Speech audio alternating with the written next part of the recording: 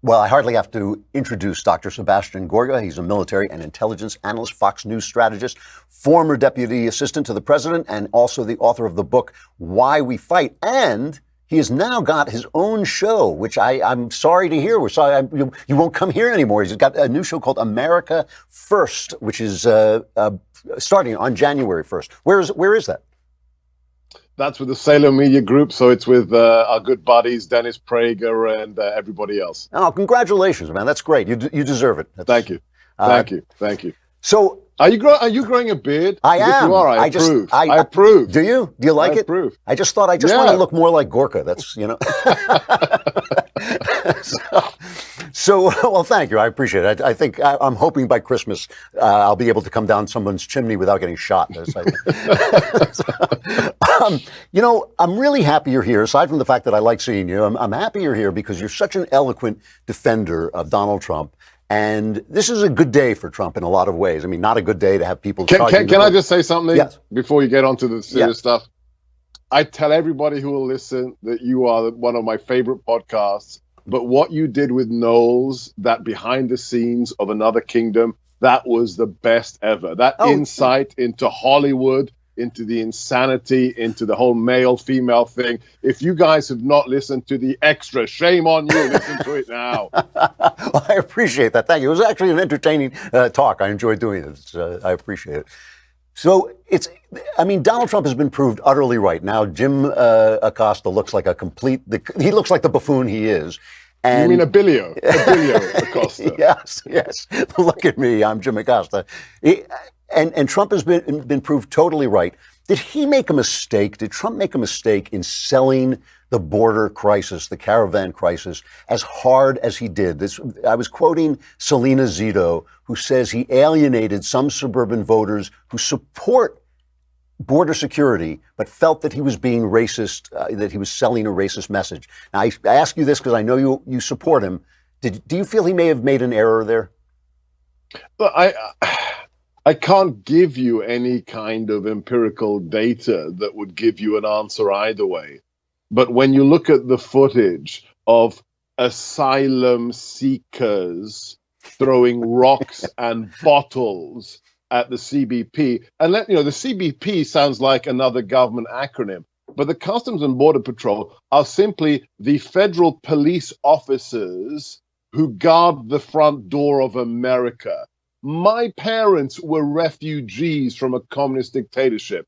The idea that they'd throw rocks at the nation, at the officers of the nation that are protecting that nation's citizens, I think there is nothing he could do to oversell the threat. These people are punks. Anybody who comes to America or wants to come to America waving the flag of Honduras and then assaults our officers, it's not a refugee, it's not an asylum seeker, it's a criminal.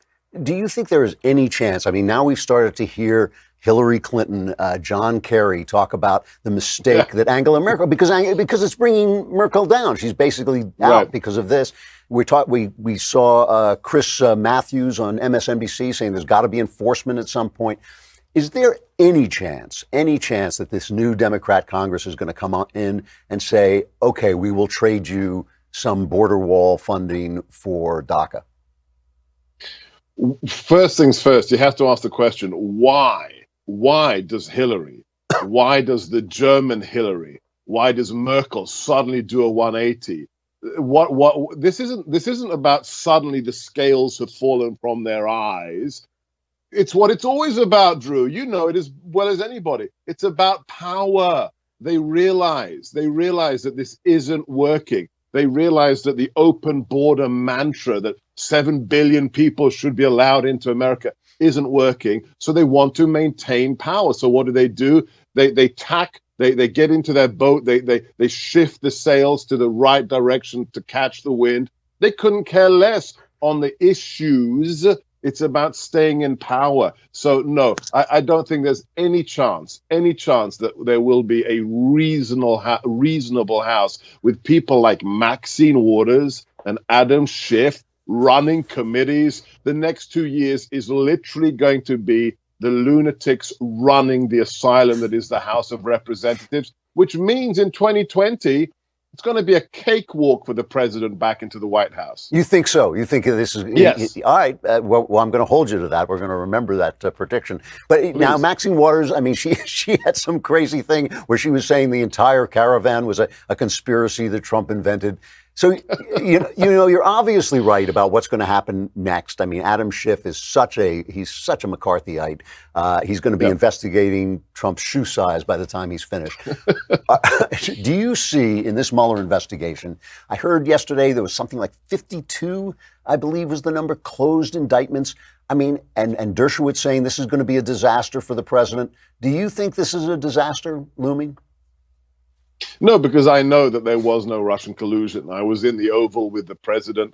It was May of 17. It was just the two of us. And I think Jared had just testified or just given his press conference. And I was in there for another issue. And the president just looked at me, suddenly broke the conversation. And he said, they will find nothing because there is nothing. So the fact that we've had, what are the indictments to date?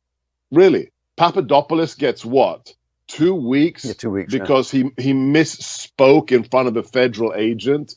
We have Manafort, who's getting indicted, charged, and prosecuted for wire fraud 12 years ago with a contract that had to do with the Ukraine. This is absurd. Robert Mueller is out of control. So, the question is, how long will he go on wasting our taxpayer money? Because to date, Drew, it's $35 million that he spent. $35 million. It's a travesty. Do you think that there's any, for instance, we don't know what Rosenstein has allowed him to do at this point. We don't know how he's changed his brief. They've kept this under wraps. Do you think there's any chance he's going back into some arcane business deal that Trump made, or some kind of, something that he can use to say he violated the emoluments clause or something like that? Do you have any sense of how far this has gone and how far abroad he's seeking? With the latest alleged report from The Guardian in the UK, which when I was in the White House, literally manufactured a whole story out of whole cloth with regards to me wanting to become the special representative, the special envoy to Libya. I mean, you put a loaded 1911 to my head, I wouldn't want that job.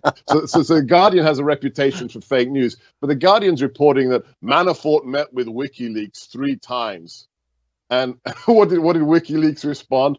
We give you $1 million if you can prove that we met, because it never happened. So either The Guardian is making this up again, totally, or Robert Mueller is so desperate that he's trying to squeeze Manafort to actually manufacture damaging evidence against himself and the president as part of his plea deal. So, Drew, to answer your question, he could, because we don't know that the mandate. This is the danger. I don't like special counsels. I hate special prosecutors. I don't care if Bill Clinton's the president. I don't care if a Republican's the president, because this is like a massive intercontinental ballistic missile without a targeting system. You just launch it and off it goes. And sooner or later, they start doing stuff that has absolutely nothing to do with the original mandate. So if Robert Mueller continues to do what he's done so far, clearly, yes, I think he might be investigating whether Donald Trump gave somebody a noogie in high school.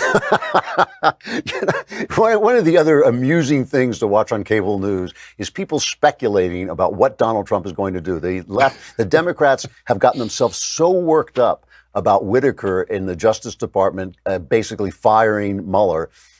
And there's been Trump has literally done nothing to stop this investigation. He's actually Trump the dictator, right? Yeah, Trump the totalitarian dictator. It is he hasn't wonderful. Locked up any journalists, unlike Obama. It's also funny how the people escaped from his prisons to vote his party out of office in the House. I mean, it was an amazing feat. But do you think that there's any chance that Trump? I mean, he is running Mueller down incredibly on Twitter. Is there any chance in your mind that he says, I'm going to pardon Manafort, I'm going to fire Mueller, I'm going to do any of the things that the Democrats keep saying he's going to do? I don't want to give away the best of my old boss's secrets. Yeah. But if you watch him closely, and I know you watch him closely, Yeah. watch what he signals, and then what he does afterwards, because they're not the same. This is Steve Bannon calls it the noise and the signal, right? You have to separate between the noise and the actual signal. Okay. And he has this very canny capacity to say things that press exactly the right buttons in his adversaries, to elicit the response that makes them dial things to 11, right? And to overstep their mark, when he has no intent to actually do the things he's signaling, but to just bring them out of the closet for to display their insanity. So I don't want to give you any more clues about, I'm working on my third book, which is called Why Trump Always Wins. Okay, so no, this is not a joke. I've got 4 weeks left to finish it, so I'm working on it right now. But if you want to really understand the man, look, who said it? Was it Selena? I think it was Selena who said it originally. Spot on analysis. Those who don't understand Donald Trump, which is the majority of the media, they take him literally, but don't take him seriously. Right. And people like me who supported him, were on the MAGA train, voted for him. We don't take everything that he says literally, but we take the man very seriously. That's the key to understanding Donald Trump. Well, I have to say, you are always one of his most eloquent defenders, as always. It's always great to see you. The new show is America First. It starts January 1st on the Salem Network. Again, you deserve it, and I can't wait to hear it. Congratulations. Thank you, Drew. God bless. Good to see you. All right.